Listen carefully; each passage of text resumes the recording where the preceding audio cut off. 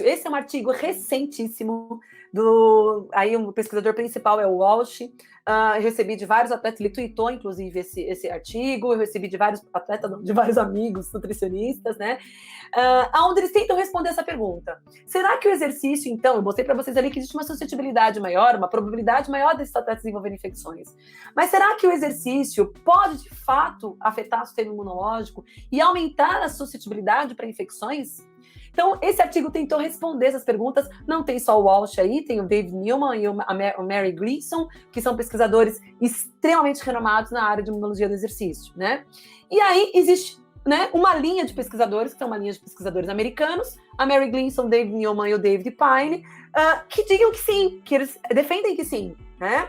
Defendem que, de fato, o exercício físico pode ter um impacto importante no sistema imunológico e que vai ter um efeito muito importante na maior suscetibilidade a infecções desses atletas. Mas existe uma linha de pesquisadores britânicos, o John Campbell e o James Turner, que dizem que não, parece que não. Olha, como assim? Não, o exercício não vai levar a uma maior suscetibilidade a infecções em atletas, né?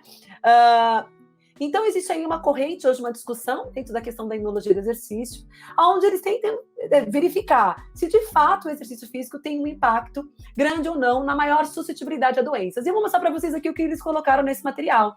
A linha de pesquisadores do David Newman coloca que sim, que treinos intensos e de longa duração aumentam sim o risco de infecção em atletas. E que isso está muito relacionado com outros fatores ambientais, como, por exemplo, genética, a predisposição genética, polimorfismos genéticos em células imunológicas que podem predispor esse indivíduo a um maior risco de infecção e de lesão, o status nutricional, o estresse psicológico, distúrbios do ciclo circadiano, a gente vai falar um pouquinho de cada um deles, exercício realizado em temperaturas extremas, alérgenos ambientais e irritantes respiratórios e condições de saúde que promovem o processo inflamatório e que podem comprometer a saúde desse paciente, claro, e a associação com o exercício pode aumentar o risco desse paciente ter algum tipo de infecção. Então, a turma do Newman coloca que essa prevalência de infecções do trato respiratório superior pode ser de 35% até 65%. Então, vejam que, de fato, parece que o exercício intenso pode sim ter um impacto no risco de infecção. Claro, em conjunto com todos esses fatores que a gente tem aqui que envolvem. Porém, existe essa curva em J, né, que eles também defendem, e o Newman publicou isso em 1994, mostrando que o risco de infecções do trato respiratório superior parece não ser assim tão simples, né, e que indivíduos sedentários têm sim uma média, né, de risco aumentado para desenvolver algum tipo de infecção respiratória, mas que indivíduos que fazem atividade física moderada, aqueles que seguem um ritmo de treinamento mais moderado, que não está envolvido com uma periodização de treinos para competição, que não treinam em intensidade tão alta e nem com um volume de treino tão alto, esses estão protegidos. Então, o exercício físico moderado de baixa intensidade, de intensidade moderada, na verdade, né, ele faz com que a gente tenha uma imunoproteção. Então, o exercício causa um efeito de proteger o nosso sistema imunológico, deixando a gente menos suscetível ao risco de infecções. Em contrapartida, o atleta que performa, né, o indivíduo que treina em alta intensidade, em alto volume, né, uma periodização de treino muitas vezes inadequada, é claro que o risco dele aumenta muito, ele tem um risco acima da média de desenvolver infecções do trato respiratório superior. Então vejam que os extremos é ruim, eu sempre falo isso, que o mais difícil é a gente encontrar o caminho do meio, né? Então os extremos é ruim, tanto ser um atleta de alta performance, né? Muitas vezes com uma periodização de treino inadequada, ou ser um sedentário, as extremidades aumentam a nossa suscetibilidade ao desenvolver o risco de infecções. Porém, a atividade física programada, orientada, de baixa intensidade, moderada, podem ter um efeito importante aí na nossa imunoproteção, na nossa imunocompetência, né, na nossa imunovigilância. Então, façam com que a gente se proteja, de fato, contra as infecções, especialmente as infecções do trato respiratório superior. Mas por que atletas podem ter um risco maior de desenvolver infecções do trato respiratório superior? Por que essa curva em J, por exemplo, né, isso mostra um risco aumentado acima da média? Vejam o que eu coloquei para vocês aí, eu não sei se o mouse aparece, acho que não. Mas vejam aqui, olha só, no primeiro quadradinho que a gente tem, ali tem o volume de treinamento. Então, na fase de preparação, a gente tem um volume de treino maior. E isso aumenta o nosso risco de infecções do trato respiratório superior, porque as sessões de treinamento são muito maiores. Às vezes eu tenho atletas que treinam 5, 6 horas por dia, né? Então, como você está mais exposto à atividade e você tem uma maior ativação do sistema imunológico como resposta à adaptação do treinamento, o risco de infecções do trato respiratório aumenta. E foi o que eu mostrei para vocês lá atrás. Existe um risco aumentado nas fases iniciais do ciclo de treinamento, especialmente se esse indivíduo não estiver preparado para seguir esse ciclo de treinamento, tá? E vejam que depois, um novo momento que a gente tem ali, um momento de risco, né, de infecções, é justamente na fase de pré-competição, ou na fase pré-competitiva, ou na fase específica, e cada treinador dá um nome, né? Essa fase pré-competitiva, a intensidade do treino é muito alta, o volume reduz, mas a intensidade é muito alta. E manter altos níveis de treinamento também vai exigir demais do meu sistema imunológico, não só do meu sistema imunológico, mas do meu sistema neuroendócrino. Isso vai fazer com que eu tenha uma produção gigantesca de citocinas, uma ativação gigantesca do sistema imunológico, mas também uma produção muito grande de hormônios que são importantes para a resposta adaptativa do treinamento. Mas que, em contrapartida, se não estiver sendo monitorado de forma adequada, isso aumenta o nosso risco de infecções do trato respiratório superior. E por que isso acontece? Porque isso está associado a um fenômeno muito importante, que é o fenômeno de fadiga. Então, a fadiga associada a esses processos, a essas fases de treinamento, então eu tenho mais fadiga na fase de preparação, então eu tenho mais fadiga nessa fase de competição. Então, a fadiga associada a essas fases de treinamento, ela vai aumentar o risco desse paciente em ter algum tipo de infecção do trato respiratório superior. E os estudos mostram que isso pode ser de 2 a 16% a prevalência de atletas que vão desenvolver infecções respiratórias superiores, sendo que as infecções respiratórias são a maior causa das infecções causadas especialmente nessa fase pré-competitiva. Vejam o quanto é importante o nosso trabalho nutricional nessa fase, claro, em todas as fases de treinamento, mas especificamente nessa fase pré-competitiva do treino, né? Se eu estou dizendo para vocês que 2 meses que antecedem uma competição importante, esse indivíduo está com maior risco de desenvolver infecções, o meu papel enquanto nutricionista aí se torna extremamente fundamental para gerar uma imunomodulação e fazer com que esse atleta não tenha nenhuma infecção que antecede essa prova, né? Até porque, o que acontece? Não é só a questão da nutrição. A fadiga gerada nesses momentos de treinamento mais intenso ou de maior volume, né? Associada ao monitoramento inadequado da carga de treino. Eu tenho atleta que, além de fazer a planilha do treinador, quer fazer mais treino. Ele acha que quanto mais ele treinar, melhor. E faz um monte de treino da cabeça dele. Então, não está monitorando a carga de treinamento. Então, a fadiga associada ao mau monitoramento da carga de treino, ou até mesmo uma má periodização do treinamento, associada aos níveis de ansiedade que acompanham a vida de um atleta, de um esportista. Pensa 2 meses antes de uma competição. Imagina as pessoas que estavam se preparando para competir e tiveram que, do nada, abandonar tudo agora nesse período de quarentena. O grau de ansiedade que essas pessoas estão, né? Distúrbios de sono, se o indivíduo não dorme de forma adequada, isso também compromete o sistema imunológico desse paciente. Viagens, deficiências nutricionais, diversos fatores ambientais, tudo isso associado ao estado de fadiga, ocasionado por um mal... Não que a fadiga seja ruim, né? A fadiga, ela vai acontecer. O que eu preciso fazer é uma boa recuperação desse atleta, é garantir que ele tenha uma recuperação efetiva dentro de um monitoramento adequado do treinamento, para que a gente não tenha o quê? Imunossupressão, para que a gente não tenha o maior risco de infecções do trato respiratório superior, para que a gente não tenha reativação viral latente de vários vírus que podem estar ali na memória imunológica desse paciente, ou para que ele não tenha também uma resposta imunológica prejudicada a vacinas e novos antígenos. Então vejam que se eu não tenho um treino adequado, associado a uma má recuperação, mais esses fatores ambientais, ansiedade, má qualidade de sono, muitas vezes viagens que esse paciente tem que fazer para várias regiões, às vezes até mesmo para competir ou treinar, deficiência nutricional associada e fatores ambientais, isso tem um impacto direto no sistema imunológico do atleta. Então vejam que isso é um fenômeno multifatorial que é defendido pela equipe do Newman, que é uma equipe de americanos que defendem que esses fatores multifatoriais, que esses fatores, né, esses eventos multifatoriais associados, claro, ao treinamento, podem comprometer a saúde desse atleta e deixar ele muito mais predisposto ao desenvolvimento das infecções, especialmente as infecções do trato respiratório superior, né? E vejam que o overreaching, o que é o overreaching? O overreaching é aquele momento que a gente chega do treinamento, ali perto do pico de treino, onde a gente vai desenvolver o melhor da nossa capacidade de performance, onde eu vou ter o melhor da minha performance ali, né? Eu eu posso ter um overreaching funcional e um overreaching não funcional. O overreaching não funcional pode levar a um estado de overtraining.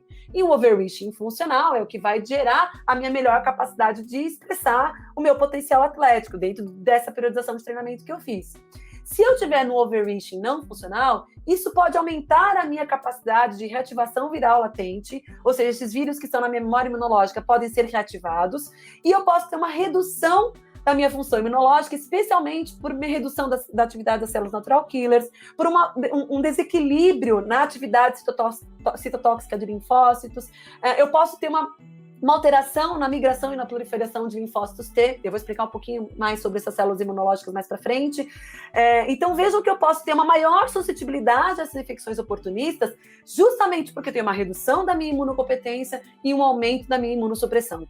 Desencadeada por esse momento ali bem próximo do meu pico de treino, né, da minha periodização, que pode aumentar o meu risco de desenvolver algum tipo de infecção respiratória, tá? Gente, segura a ansiedade aí que eu vou falar dos nutrientes daqui a pouquinho, tá? Mas aí precisa entender a causa de tudo isso, né? Porque a gente só é um bom nutricionista quando a gente entende a causa porque tudo está acontecendo. Porque eu sempre digo que para ser nutricionista, para prescrever whey pós-treino e banana com pasta de amendoim pré-treino, você não precisa estudar, né? Então é importante a gente entender a causa de tudo que está acontecendo com o nosso paciente para tentar fazer as condutas, né, assertivas, para escolher uma conduta extremamente assertiva, tá?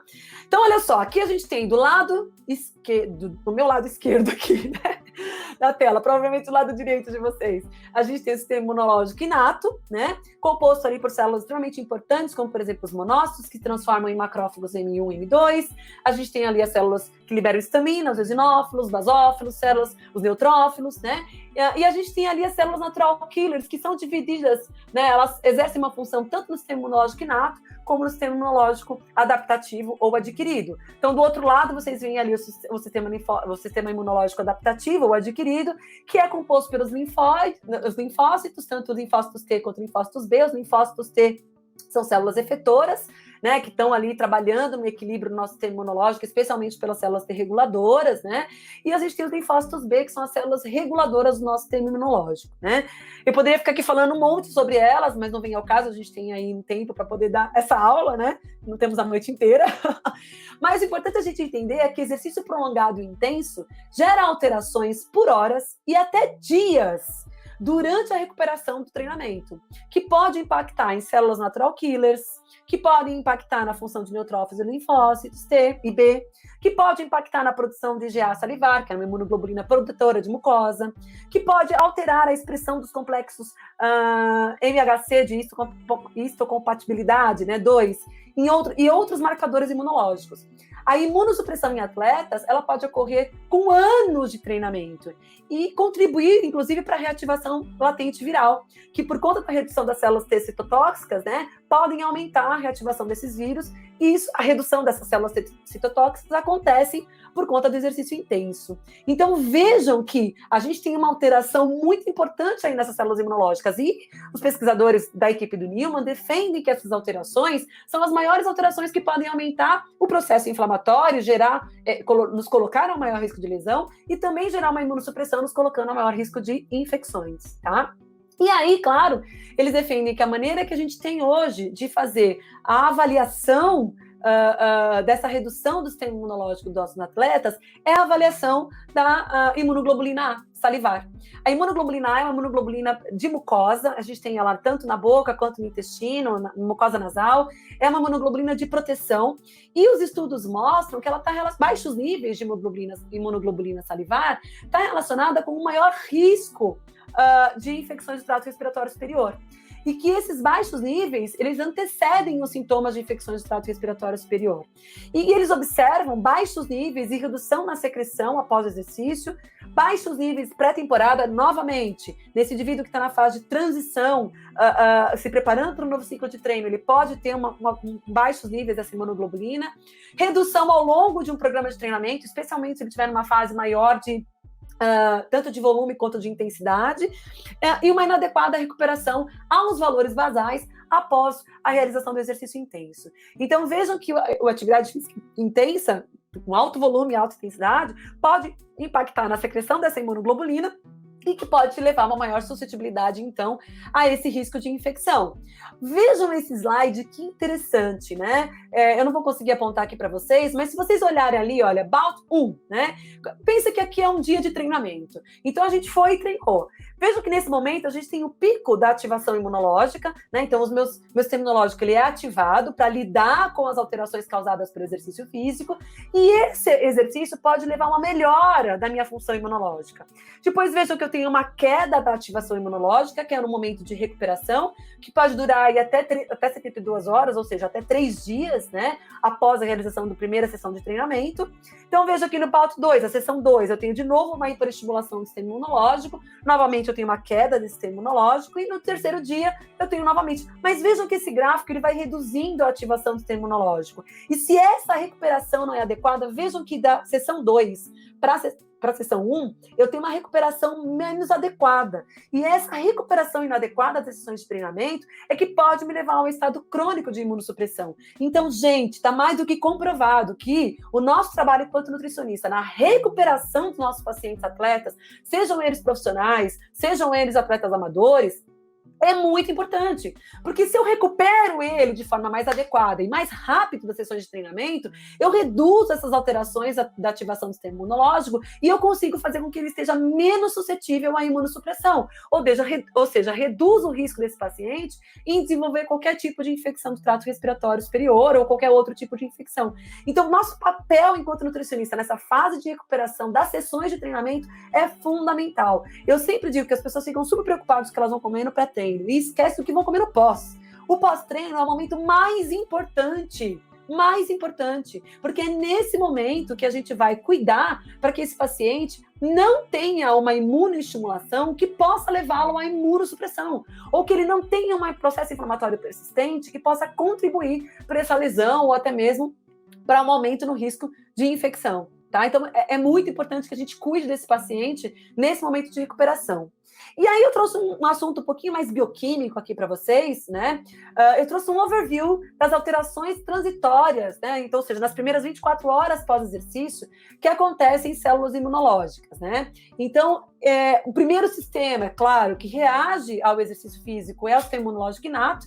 Então, se você pegar um hemograma de um paciente, um leucograma, né? Um hemograma completo, que seja, de um paciente, a gente faz isso, inclusive, na mentoria presencial, a gente coloca o paciente para treinar e faz o leucograma, o hemograma dele, graças ao meu parceiro Lázaro, que é um excelente profissional. A gente faz o exame de sangue no atleta e vê lá uma neutrofilia, que ocorre num pico de 2 a 3 horas, uma monocitose, que pode acontecer até 2 horas após a realização do exercício, um aumento dos monócitos pró-inflamatórios, até porque a inflamação é um gatilho importante para a resposta de adaptação, uma menor atividade das células natural killers e uma menor expressão de receptores Toll-like receptors, 1 a 4. Então, a gente observa. Então, se eu peço para um atleta, por exemplo, fazer um exame de sangue, um leucograma, até 3 horas após a realização de um exercício, eu posso ter alterações ali que são desencadeadas pelo exercício. E eu posso ter um resultado falso positivo desse atleta numa imunossupressão, porque, na verdade, ele simplesmente não descansou para fazer o exame de sangue, né? Até porque a gente vê que em alguns pacientes, essas alterações imunológicas elas podem ficar persistentes até em dias, dependendo do grau de lesão que foi desencadeada pelo exercício físico. Então, vejam o quanto é importante a gente cuidar até mesmo do momento que esse paciente está fazendo essa avaliação de sangue e como isso pode ter impacto nos exames desse paciente, tá bem? A gente ainda tem uma alteração na imunidade da mucosa, especialmente da mucosa oral e da mucosa intestinal, a gente vai falar também um pouquinho de intestino mais para frente. Você tem uma redução importante da imunoglobulina A salivar, como eu já mostrei para vocês, um aumento de lisozima salivar, lactoferrina e alfa-defensina, que são substâncias que são peptídeos antimicrobianos que vão nos defender, né, contra a agressão de vírus e bactérias, e pode ter um aumento da atividade da alfa-amilase. Além disso, a gente tem aí uma ativação do sistema imunológico adquirido ou adaptativo. Então, a gente tem uma linfocitose imediata, uma linfopenia 30 minutos após, uma redução... Guardem bem isso, gente. Eu vou explicar isso um pouquinho mais para frente. Olha só. Eu tenho uma linfocitose imediata, ou seja, eu tenho um aumento de linfócitos imediatos e tenho uma queda de linfócitos 30 minutos após. E uma redução na proliferação de células T, sem alteração nas imunoglobulinas séricas, IgA, IgG e IgM. tá? Então vejam que isso aqui são alterações que a gente observa nas primeiras 24 horas com relação ao exercício físico. E isso acontece, gente, especialmente se esse exercício físico for de alta intensidade, tá?